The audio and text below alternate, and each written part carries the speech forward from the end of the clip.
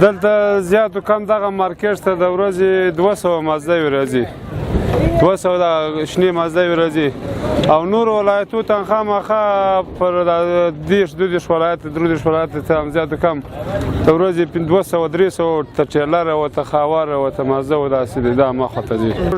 یخچالونه نه ورته لرو، سړي خو نه لرو چې دا په هغه یخچال کې ذخیره سي، دولت ځای ورته جوړ کړی اوسي، بیا دا هندوانې مثلا په اندازه سره بازار ته راوځي. واجردل دا د فراه سلاد چې دی ټوله بې اندازه راوځي، دا ټوله په یو ور په لاس راځي، ټول هم په یو ور مارکیټ ته رانړېږي.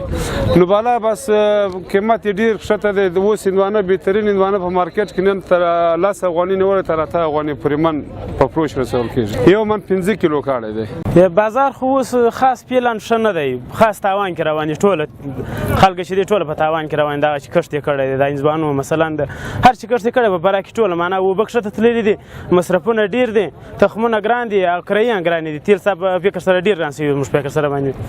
من یې داسې راځي 15 کیلو هندوانه چې ده په 10 افغانۍ هم نه خرڅېږي، وایي په 10 افغانۍ هم موږ ته دلته نه خرڅېږي، په 8 روپۍ 9 روپۍ تر 15 ته 6 روپۍ پورې موږ ته خرڅېږي. دا موږ ته خاص فایده نه لري. وایي دی چې موږ ته بیا سړي خونې سل په سله کې جوړې شي، که جوړې نه شي د فراه خلک چې د بغران سره برابر دي د ترکاري په دغه کې، نو دا چې دی ډېر تاوان کوي. خلک چې دی اوس بیخي دا بزګران شکالګي 1 روپۍ هم نه پاتې شوي په دې قیمت باندې ډېره کښتې دي. وایي دی نو دا باید دوی سړي خونې سل په سله کې جوړې کړي.